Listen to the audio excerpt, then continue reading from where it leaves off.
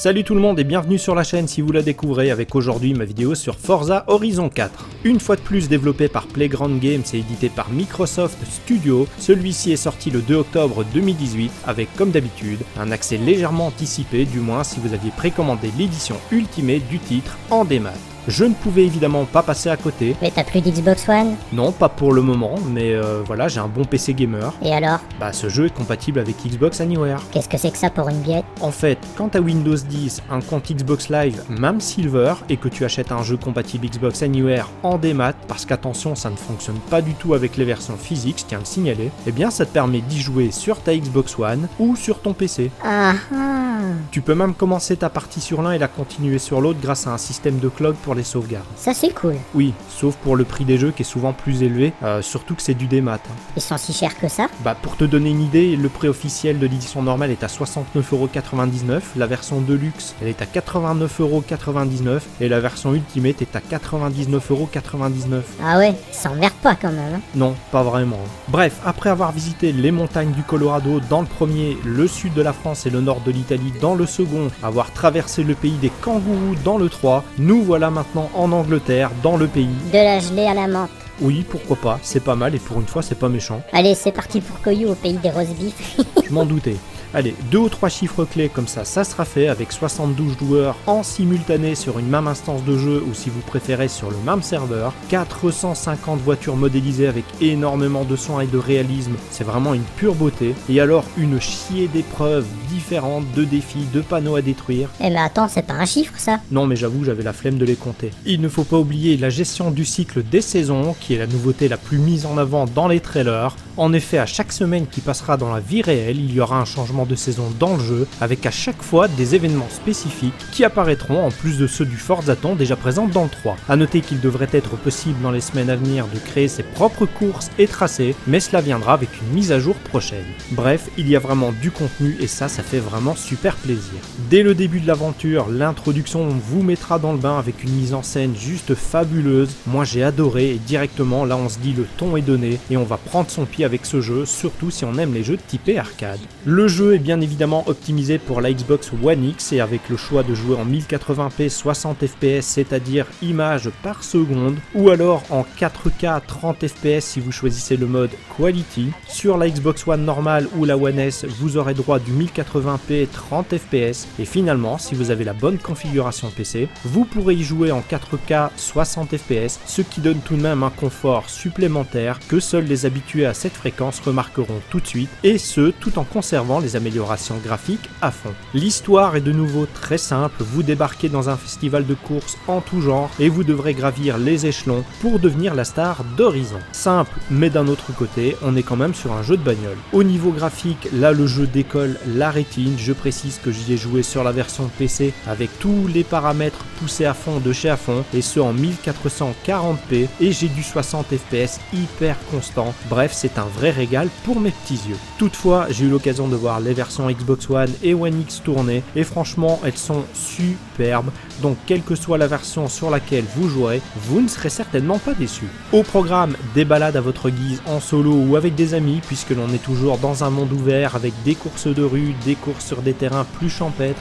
des épreuves de cascade où vous participerez au tournage d'un film, des épreuves totalement what the fuck avec des courses contre des véhicules, dirons-nous, un peu moins conventionnels comme un Overcraft, un train ou encore un jet qui ira jusqu'à faire trembler votre voiture lorsqu'il passera près de vous. À tout moment, vous aurez aussi des ralentis très bien choisis qui vont renforcer l'action, c'est vraiment très cool. Les panneaux à exploser, les épaves à trouver sont toujours de la partie, ce qui ne gâche rien. Pareil pour le système de prouesse, mais qui cette fois sera par voiture et non plus lié à votre profil. Bref, ceux qui avaient déjà fait le succès de Forza Horizon 3 avec quelques petites nouveautés bien sympathiques. Le terrain de jeu est, il est vrai, moins varié que celui de l'Australie avec son désert, ses environnements urbains et sa forêt tropicale. Ici on a juste des environnements urbains et campagnards, mais franchement ça reste hyper plaisant à découvrir, même à 200 km/h. Vous pourrez aussi acheter des propriétés afin d'avoir un pied-à-terre différent à des endroits de la carte et y faire des voyages éclairs ou encore réaliser quelques opérations très utiles sur vos voitures. La partie multijoueur est évidemment toujours présente et plaisante avec un peu petit plus pour les joueurs PC, vous ne devez absolument pas avoir un abonnement Xbox Live Gold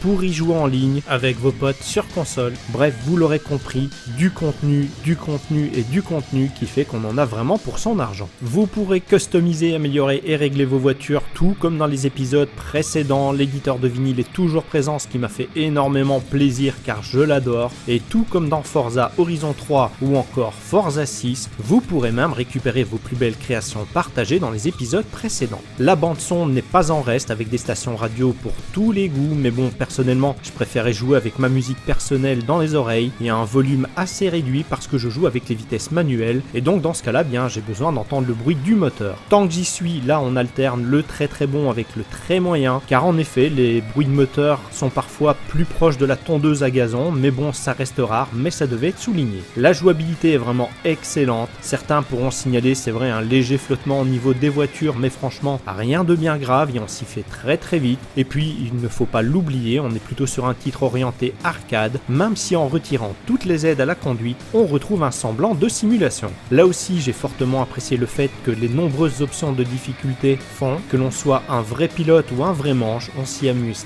très très vite et franchement, c'est du pur régal. Les menus sont un peu moins clairs que précédemment, en tout cas à mon goût, un peu comme la progression qui est moins dirigiste que dans le 3, où là vous deviez faire simplement des épreuves d'un festival pour le faire évoluer et ensuite passer au festival suivant. Ici on est beaucoup moins pris par la main, les épreuves en tout genre vont se débloquer au fur et à mesure que vous en réussirez d'autres dans les différents styles de course, ce qui fait un peu bordélique au début, je dois le reconnaître, mais vraiment on s'y fait assez rapidement. Sinon le jeu n'a rien perdu de sa superbe, pour moi il est vraiment excellent. Pour les fans de jeux de voiture avec une jouabilité plutôt arcade et fun, un contenu juste dantesque, surtout si vous avez l'édition Ultimate qui recevra des DLC voitures et autres dans les semaines et mois à venir, les parties entre amis ou avec des inconnus en ligne, les défis entre rivaux, bref, beaucoup trop de choses à dire si on veut tout énumérer. Je lui accorde donc un Koyu de platine parce que contrairement à Forza Horizon 3, lors de son lancement, le jeu est super bien optimisé, y compris sur PC. Il est vraiment très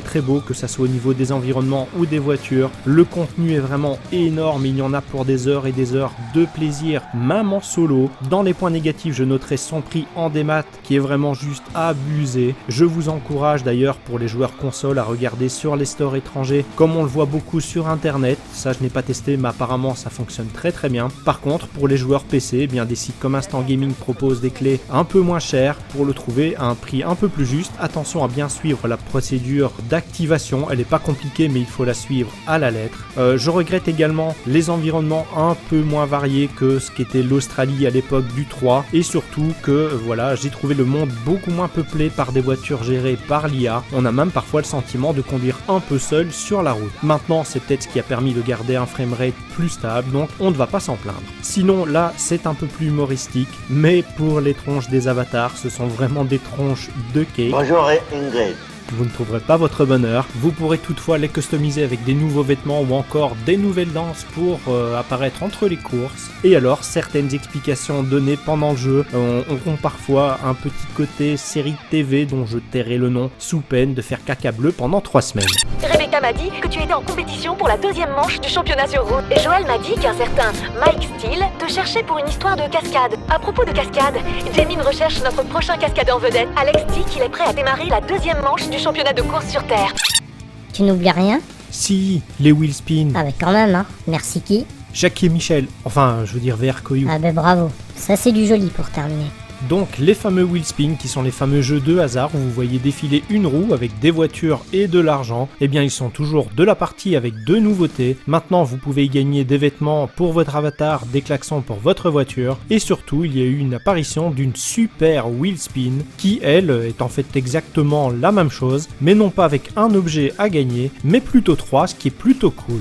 Sur ces belles paroles, j'espère que vous avez aimé cette vidéo, n'hésitez pas à la commenter, liker et partager. Pourquoi pas vous abonner, il n'est pas exclu que je continue à faire l'une ou l'autre vidéo sur celui-ci à l'avenir, avec pourquoi pas des créations de vinyle, des courses un peu particulières ou drôles, là je verrai avec le temps. Allez, moi sur ces belles paroles, j'y vais, donc je vous donne rendez-vous dans la prochaine vidéo, allez ciao ciao.